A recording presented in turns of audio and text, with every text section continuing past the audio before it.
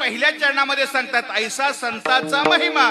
बोलायची शी म्हणा, मग महिमा का आहे? परत पहिल्या चरणामध्ये आलिंगन घडे मोक्ष सायुज्यता जोडे. हा संताचा सामान्य नाही, असामान्य महिमा आहे. संताला नुसतं जरी आलिंगन दिलं तर एका टायमाला 8 फायदे घडतात. असं कुठं आहे का एका गोष्टीवर 8 गोष्टी फ्री? असं अजिबात नाही, बरोबर आहे का? आपल्याकडे सुद्धा बंपर ऑफर असते दिवाळीला वगैरे, एकावर एक फ्री. पण इथं काय आहे? नुसतं संताला आपल्याकडून आलिंगन घडलं तर एका टायमाला 8 फायदे होणार आहेत. अभंगात सांगतात आलिंगन घडे मोक्ष सायुज्यता जोडे. मोक्ष कितवा पुरुषार्थ आहे हो?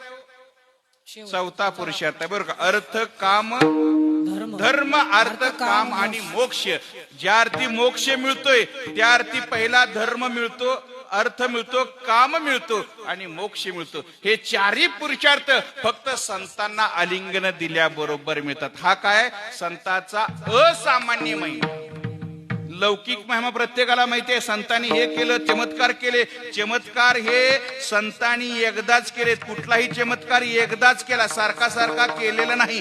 कारण जगात चमत्कार दाखवल्याशिवाय नमस्कार करत नाहीत, करते. म्हणून या ठिकाणी संतांनी चमत्कार तेवढ्या सतत केले नाहीत.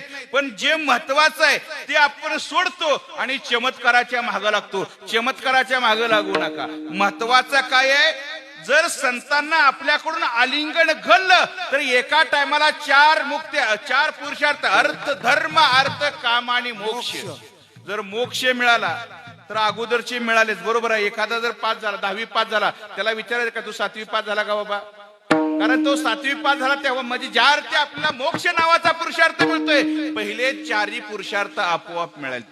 आणि कुठलाय? आलिंगन घडे मोक्ष सायुज्यता. सायुज्यता किती मुक्ती आहे? 4थी मुक्ती आहे, बरोबर काय? समीपता, सलोकता, समीपता आणि सायुज्यता या 4ही मुक्त्या फक्त त्या संतांना आलिंगन दिल्याबरोबर आपल्याला